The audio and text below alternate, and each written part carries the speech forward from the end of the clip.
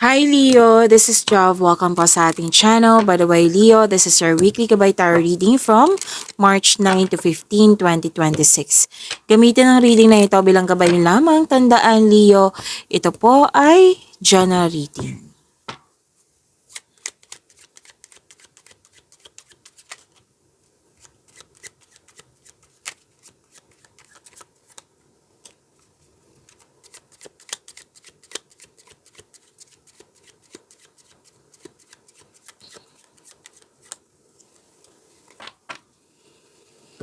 Okay, sabi ng iyong card dito, Leo, na maging matatag.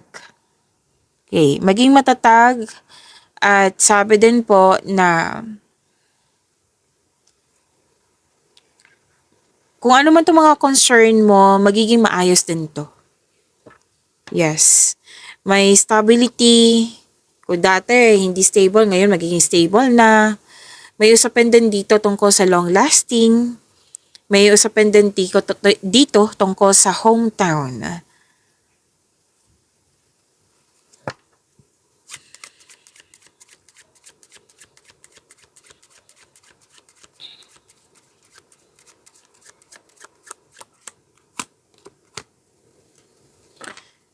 So, generosity, nagtutulungan, or ikaw yung nabigyan ng tulong. Nakita ko rin dito na may influence yung owner, boss, teacher. Pwede din na yung nagtuturo sa'yo, like mentor din. Okay? Na kumbaga nag-dictate ito eh. Ito yung gawin mo, Leo, wag mo tong gawin to. Pero hindi siya negativity. Like, this is more on positivity. Like, sinusuportahan ka. Yan. May influence din na isang married man dito na 45 plus years old na malaki ang kanyang influence sa iyo. Pwedeng ikaw to, pwedeng siya.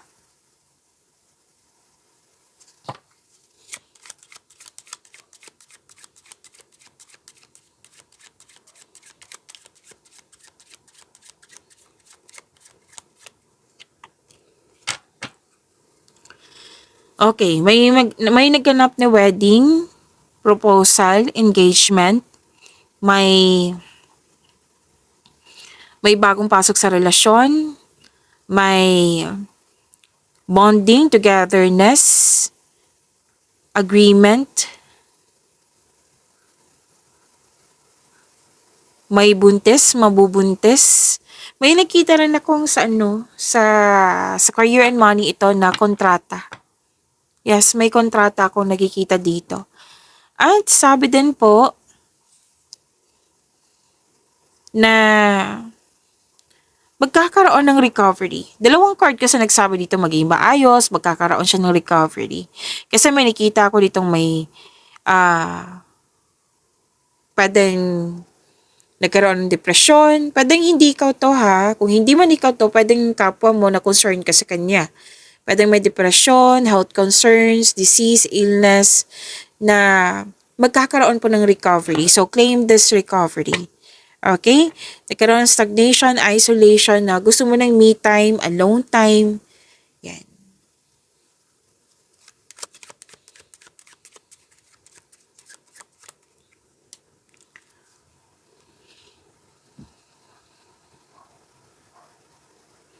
Okay.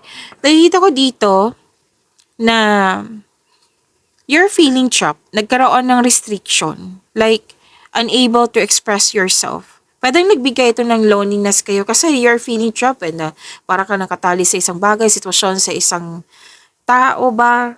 Yan. This is loss of freedom, feeling yung restricted, kumbaga. Pwedeng may nagawa at ngayon nagkaroon ng guilt. And sinabi ng card dito na stop punishing yourself. Okay? Stop punishing yourself. Kasi magka-create kasi yan ng blockages. Okay? And sabi dito na may usapin tungkol sa obligasyon.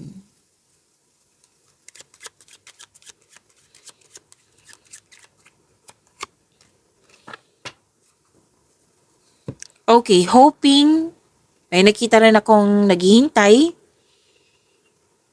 At something or someone new on the way. May ini-expect ka.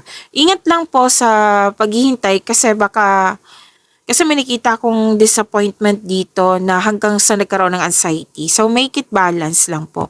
Huwag masyadong mag-isip na alam mong hindi siya nakakabuti sa iyo. And umiwas kayo sa green-eyed monster. Anong ibig sabihin yan? Yung sobrang envy, sobrang may sama ng loob. Okay? Kasi may dito may nakita kong may gusto siyang kunin sa iyo, like agawin ba yung jowa, yung valuable things, yung opportunities. Basta mag-ingat kayo sa taong ito. At may nangingialam dito eh. I think this is a woman. May nangingialam, third person, nangisawsaw, nangingialam. May inggit, may selos. So, sana'y ma-overcome po ito, Leo.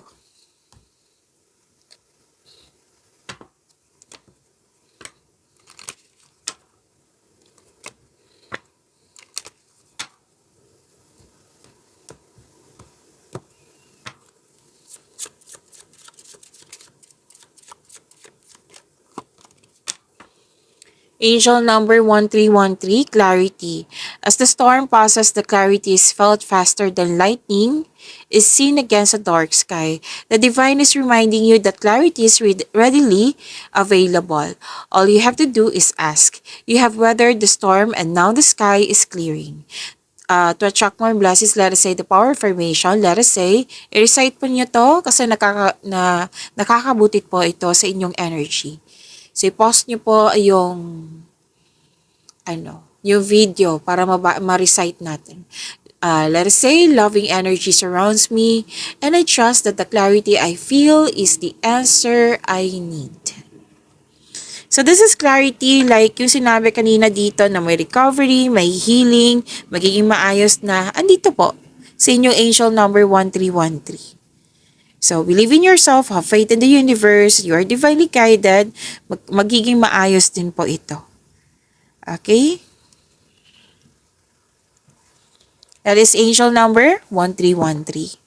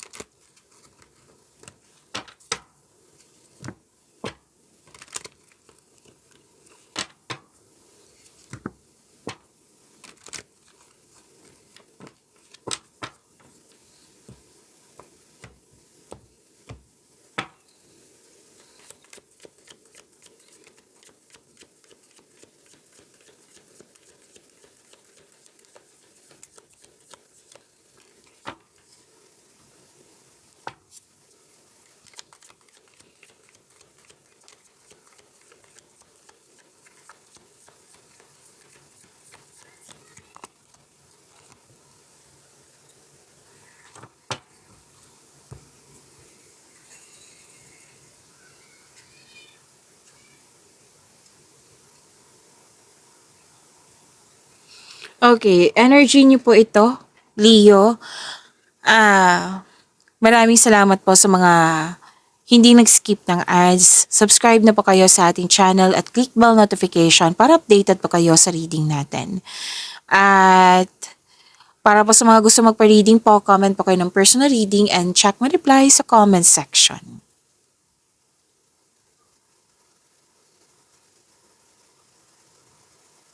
Okay, Leo. Habaan ng pasensya, magkakaroon po ng growth.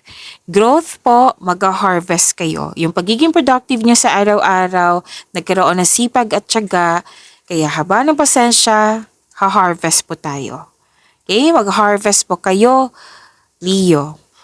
Malapit mo nang maabot yung goal mo sa buhay. Tapos kung sa love and romance to, huwag magmadali na magkaroon ng relasyon. Kailangan habaan ng pasensya, patuloy mo lang alagaan yung sarili mo habang hinintay mo yung taong nakatadhana sa iyo. And you're very close to see the tangible results in yung effort. So stay positive, stay patient, and be grateful. Okay?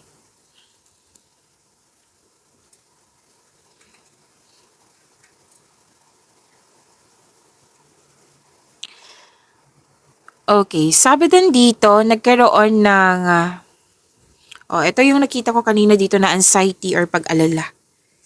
Oo, pero wag kayong mag-alala, matatapos din to, ma-overcome niyo po ito. Nearing completion kasi ang sinasabi dito. Na some of you hindi maayos yung tulog, balisa, pwedeng hindi na maganda yung panaginip. Yan, sabi ng card, stress po daw kayo na kailangan ng tamang pahinga. Tamang tulog, tamang kain. Okay, make change po. Itong pangyayaring ito ay pansamantala lamang. Kung kailangan, mukhang kailangan mo ng kausap. Kung may trust issue ka sa ibang tao, then pinaka-safest way is journal or diary. But the best way is to pray. Isuko mo lahat yung worries mo kay God at humingi kayo ng divine assistance.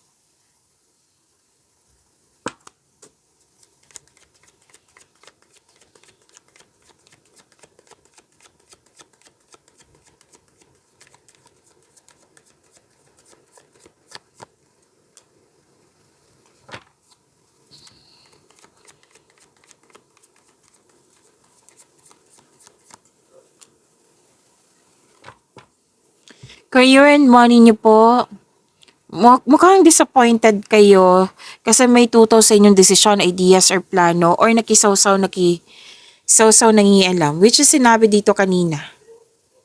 Okay? So, nag-clarify po siya dito. So, sabi ng card na you have to accept and free yourself from this kind of emotion. Kumbaga, pagalingin at palayain yung sarili. Kailangan mo ng freedom. Okay? At you must process ang nakikita ko kasi dito, you must process this kind of emotion na kailangan magkaroon ng healing.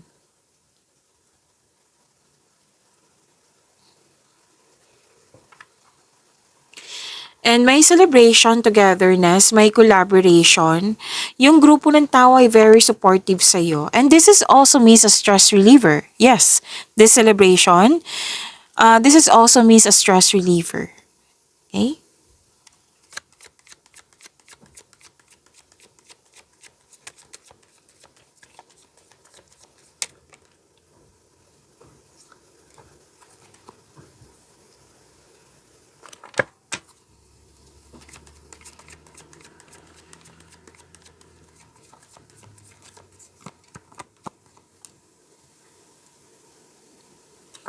Love life, self-love, partnership, and romance. Leo, huwag niyong kalimutan na mag-subscribe sa channel natin at i-click yung bell notification para updated po kayo sa reading natin.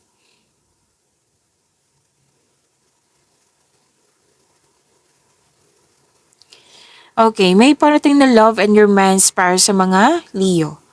Sa mga single po.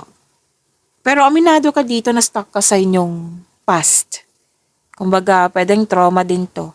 So, sabi ng card, kailangan ng forgiveness. Forgive yourself, forgive the situation, forgive the person. Remember, you can forgive the person through your mind and heart.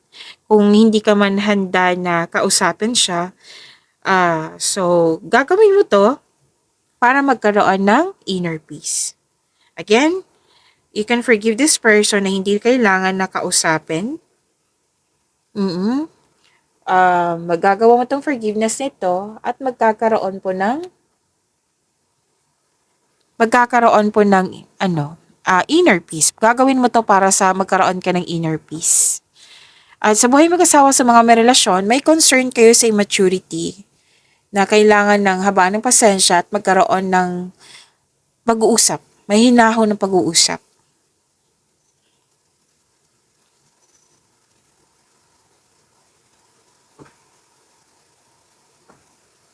Nakikita ko naman dito magiging maayos to. May hinahon ng pag-uusap at magiging maayos ito. Okay? At may plano kayo mag-level up sa inyong relasyon. Like, pwedeng project to, pwedeng kasal. And may ilang couple dito na kontento na sa pagmamahalan. Yes.